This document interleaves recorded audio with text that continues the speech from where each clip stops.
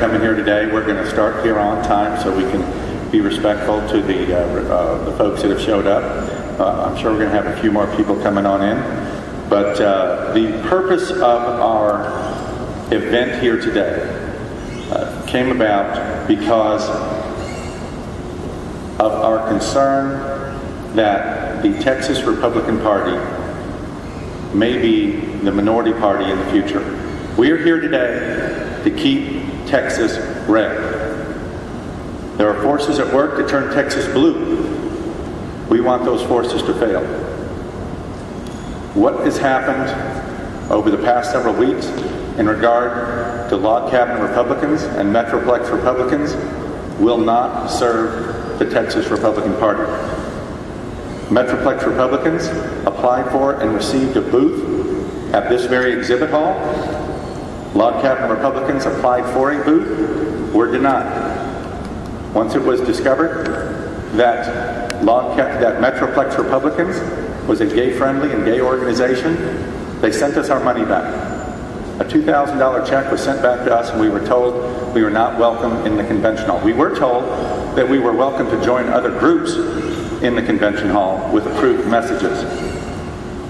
We believe that this may violate the Fort Worth Human Relations Commission's charge to not have discrimination based on race, religion, or sexual orientation.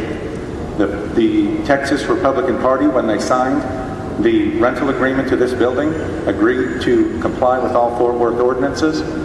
We believe they've certainly, if not broken that agreement, certainly broken the spirit of it. We are also here today to expose language in the Texas Party platform, which we believe will only serve to shrink the party, not grow it. And the language that you will see us speaking about is, we think, insulting, and I can't imagine what percentage of the population would really agree with a statement like, homosexuality tears at the fabric of society. We will be taking action, and we do want you to know that we are real Republican organizations.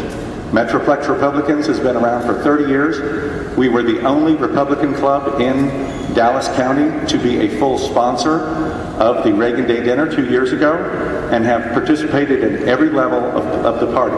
Log cabin Republicans statewide have done the same, and across the nation. And we will be asking for a hearing from the Fort Worth Human Relations Council in their charge to advise and to give their opinion on matters such as these to the City Council and to the city at large. I do have a proposed lineup of speakers. They will all speak for just 2 or 3 minutes regarding this, and then we'll be available to the press for additional questions and comments. First, I want to introduce Gregory Angelo. Gregory Angelo is the president of National Log Cabin Republicans. He has flown down here from Washington, D.C. today to talk about the future of the Republican Party, and I'll welcome him to make a comment. Thank you so much, Rudy. I definitely appreciate the invitation. It's an honor to be here. It's an honor to stand shoulder to shoulder with you, shoulder to shoulder with all these Republicans, these common sense conservatives here in Texas who understand that gay Republicans are part of a winning coalition here in Texas, and gay Republicans and millennial Republicans feel excluded when language like this in the party platform that says homosexuality tears at the fabric of society is allowed to be included by party leadership. Now, as Rudy mentioned, I'm coming in from Washington, D.C., and I have a national perspective on these issues. And today I could talk to you about the fact that over half of young Republicans support civil marriage equality for committed same-sex couples. I could talk to you about how a plurality of young evangelical Christians supports civil marriage equality for committed same-sex couples. And I could also talk to you about the fact that over 60% of Republicans nationwide support employment protections for LGBT individuals. But that's not what I'm here to talk to you about. I'm here to talk to you about the fact that the party platform right now in the state of Texas says that homosexuality tears at the fabric of society. I'm not even here today to talk to you about whether or not log cabin Republicans should be allowed to be an exhibitor at this year's Texas State GOP Convention, or if Metroplex Republicans should be an exhibitor at this year's state GOP convention. All of these things could be resolved if this language was simply removed from the party platform. It was the party platform language is the reason why the Texas State GOP denied Log Cabin Republicans exhibitor space at this booth, and it is this language in the party platform that is going to further alienate Republicans, especially young Republican voters in the state of Texas. I'm here today to stand shoulder to shoulder with Metroplex Republicans, to stand shoulder to shoulder with all of these strong common sense conservatives, to say that there is room in a big tent winning coalition for gay Republicans in the Texas State GOP. I'm here because I want to keep Texas red, and I'm here because anyone who doubles down on anti-gay language in the Texas State GOP party platform does not. Thank you. Thank you so much, Greg. You know, one of the things I observed when I put this list of our speakers together is that there's going to be more diversity represented outside this hall than inside of it. Because one of our speakers here today that is actually a member of Metroplex Republicans is a respected evangelical leader, and she is going to speak to you now about the realities of having a party that listens to all voices. Lady Teresa Tomes is an evangelical leader. She was a unfortunately unsuccessful candidate for our state school board and for the state representative. And her and I have worked together at the Texas Association of Business. She was with me in Washington, D.C. last week, talking to Senator Ted Cruz, Senator Cornyn, and much of our Texas delegation regarding the important issues of the day. So I will ask Lady Teresa Tomes to make a few comments. Ladies and gentlemen, I do want to thank you for coming today. I was humbled by being asked to speak to you today on behalf of the Metroplex Republican Club. I have known Rudy for years, and I would like to start with a quote from Ronald Reagan. My 80% friend is not my 20% enemy. I have attended several Metroplex Republican Club meetings. While the club is made up of some from the gay community, it holds a large membership of married and heterosexual as well as people of faith. As a strong evangelical Christian, my personal beliefs tell me that some of that goes against God's word. God, though He is all-powerful and all-knowing, He has a good reason to preserve free will. If we have genuine freedom, then we have the possibility of choosing. God is certainly powerful enough to prevent us from doing so, but we all sin in one shape or form. None of us are completely sinless, or Christ suffered for nothing. Our platform would be twice as long if we included every single sin. The sin of adultery, the sin of pornography, the sin of pedophile. You know, our platform would be so long it would be as big as the Bible. If He did not allow it, He would be taking away our free will. In order for us to have genuine freedom to choose to obey His commands or choose not to, He cannot make us always choose the good. Because if He did, then we are not truly free. This country was founded on the principles that true freedom came from God first. Our Constitution is based on the Bible and a belief in the God who created it. If the state Republican Party allows forces within the party who wish to limit debate and who do not represent the Republican Party or its platform, then they need to include the Metroplex Republican Club in the booth. There are some included in the convention hall who make their living trying to destroy the Republican Party and its candidates who have been duly elected by the state, calling them rhinos and worse. And if they vote using common sense, following our platform, rather than the way they are encouraged to by these and other organizations, they face the wrath of these individuals and their organizations come re-election. The members of the Metroplex Club have stood firm with the Republican Party. Never once have they been disloyal. If the sole reason for denying them a booth and their $2,000 donation is because the state party does not believe they stand strong on the party platform, then they have established a double standard by allowing those who seek to destroy the party and the platform.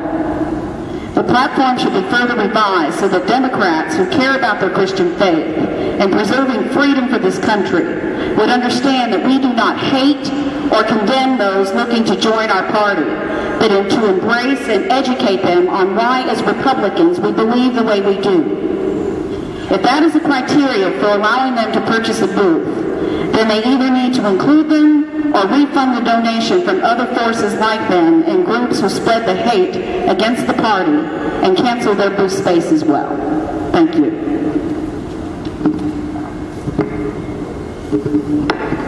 I think you all can see why I invited Teresa to speak.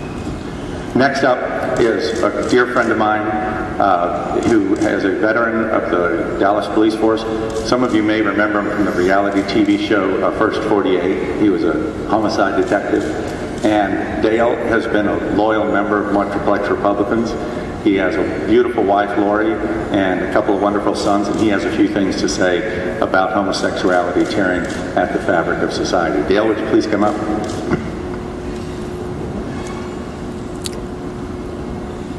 Thanks, Rudy.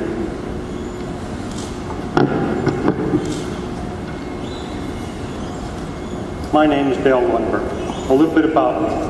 I'm a devout Christian. I'm a husband and a father of two wonderful young men, one of which happens to be gay. I'm a staunch Republican and have been since I cast my first ballot in a presidential election, and that was for Ronald Reagan. I'm also a police officer. I've been employed as an officer by a large police department in the Metroplex for over 28 years, serving as a beat cop, a robbery detective, and a homicide detective. I've also served the Republican Party. I've helped individual Republican candidates in their run for election. I've also served as a precinct chair for the Denton County Republican Party for over 6 years. Years ago, I read our state party platform and found what I feel to be an untruth in the party platform. This comes in the form of the line, homosexuality tears at the fabric of society. Really? As a police officer working in the Metroplex, I've seen firsthand what tears at the fabric of society. It's poverty, it's unemployment, it's family violence, it's bigotry, and the list goes on. But homosexuality? Never. I've been in neighborhoods whose fabric had been torn apart. And not in any of those neighborhoods has anybody ever come up to me and said, oh, the reason why our neighborhood is suffering is because of homosexuality. Never. Not once. When I hear some of my fellow Republicans trying to justify this line in the state party platform, I wish they could see a week in the life of my son who's gay. I wish they could see him get up in the morning, Monday through Friday, to go work his job. Maybe his working a full-time job tears at the fabric of society. Or when he gets off work and rushes off to his evening college courses. Maybe that tears at the fabric of society. Or in what little free time he has when he sits at home and watches TV. Or goes out with his partner, like so many of us do, to a movie and out for dinner. Maybe that tears at the fabric of society. As Republicans, we believe we should have a small government. One that gives us the least amount of interference in our lives as possible. Yet the Texas State Republican Party platform wants government to interfere and concern itself with the most intimate and personal part of our lives, who we fall in love with. That, to me, is hypocrisy our party can live without. Thank you so much, Dale. Dale's and his wife have been very, very supportive of us, and we really appreciate that. Next up, and here's a point I want to make before Ken speaks. If you want open debate, and you should see some of the debates that Ken and I and some of the other people in the room have. And I'm telling you, there's a respect that we have for each other, the respect that we have for each other that's not being shown to us by these doors being closed.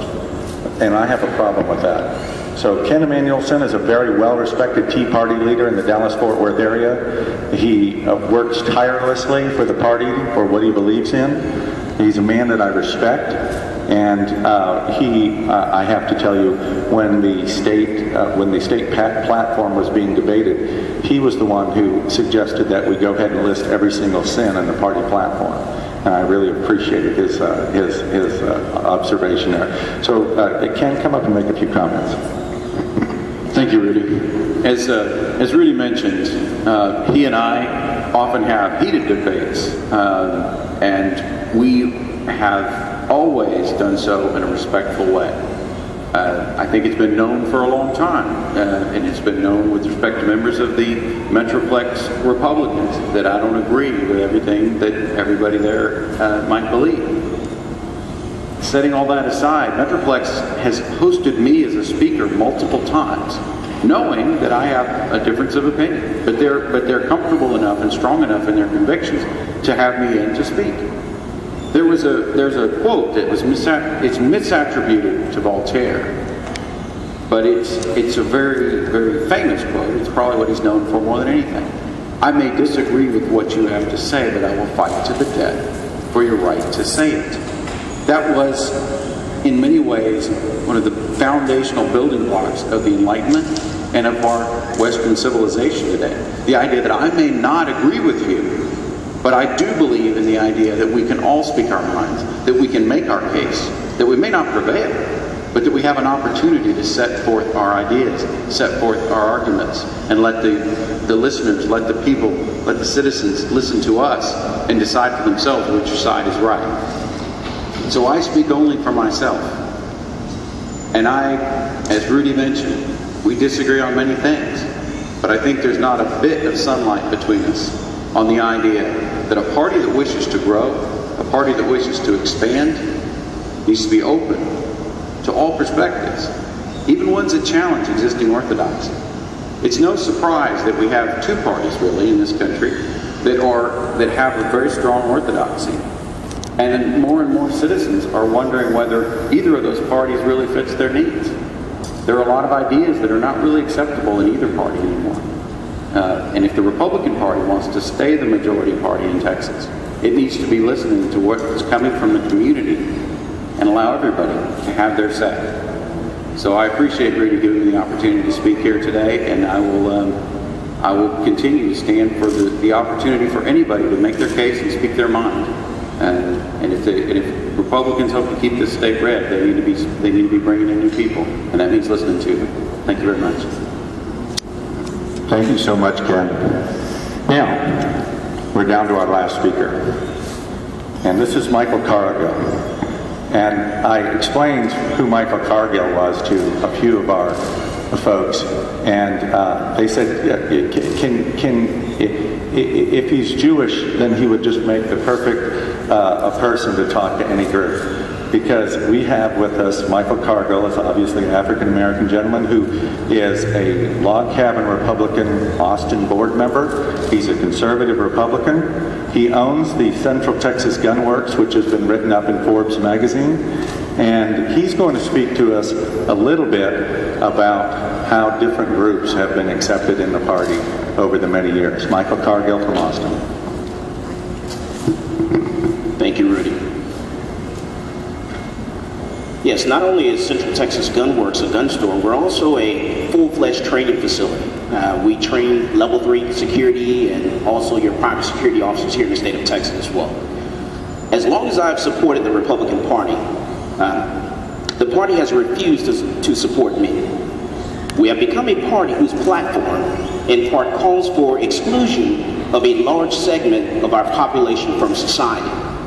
We have become a party who will accept the support of the black gay community, who will accept the vote of the black gay community, but who will not accept us as we are. Despite the mission of log cabin Republicans to further the cause of the party, we have been denied full participation in Republican activities. And indeed, this makes us in truth only partial members of our party. There was a time in American history when millions of members of society only counted as partial members. There was a time when my worth was calculated as 3/5 of that of my white counterpart. A political stance of exclusion is as wrong today as it was 150 years ago. The Republican Party claims that my sexual orientation tears at the fabric of society. But history has shown us time and again that sweeping policies of rejection do more harm to this fabric than my sexual orientation ever could. Now this was true of slavery and segregation, and it is true today as we remain outcast by our own party. I stand here today, refused by my fellow Republicans in an effort to right this wrong because the Republican Party needs help. I fear that if Republicans do not take efforts to change the face of the party, we will regret it in the very near future. We ask today that the Republican Party of Texas accept our help and that they accept us as full members of the organization. We ask that they make this necessary and critical change before we lose the next generation of voters. We ask this not to incite conflict, but to resolve it. We ask this not to perpetrate a cycle of hate, but to initiate a cycle of love and acceptance. This is our future, one in which we all have a stake. For the sake of our rights, for the sake of the Republican Party, and for the sake of our collective future, we must eliminate marginalizing positions of the past. We must remind the Republican Party of the ultimate truth ordained by God, that our future and our salvation are enduring love and acceptance. Thank you. Thank you so much, Michael. I'm just going to conclude with a few last remarks, and then we'll meet anyone over here for whatever questions you might have. What I wanted to say was, I wanted to tell you now what I would have told you had these doors been open to us. These doors are closed. These doors are closed to gay Republicans. And the Republican Party is the one that locked the door. The state Republican Party. And what you're going to hear from this about this language is that, oh, it's not about the person, it's about the behavior. But let me ask you this, if this said gun ownership, if this said homeschooling tears at the fabric of society, or gun ownership tears at the fabric of society, and you owned a gun or you were a homeschooler, you'd sort of think they were talking about you, wouldn't you? So let's dispense with that. And then the other question is, what do we want? Well, we want what you want. We want families. We want families. I'm fortunate enough to have gone through a period in my life where I have a family, and I know it's the most valuable thing that I have. But you're telling us you as gay people can't have families. Well, let me tell you a quick story of how homosexuality tore at the fabric of society. I have a very good friend whose sister was a drug addict, a meth addict, and the father of her child was a meth addict. There was a 4-year-old child that was essentially in a meth house. Now, the homosexual went to that house, took the 4-year-old kid out. It insisted that with child services that he not be given temporary custody but be given an adoption. Now, our friends in the social conservative movement think that he shouldn't have been adopted, so he should have been sent to a foster home. Here's the problem with their thinking. This fellow is now a father, and he has a son. And it's the most beautiful thing in his life.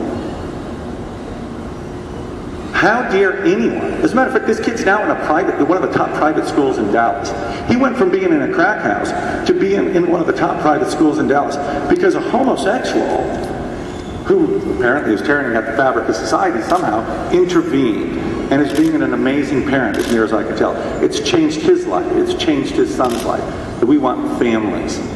So, how dare anyone tell that boy that his father is tearing at the fabric of society? How dare anyone tell that father that he's doing anything other than something beautiful?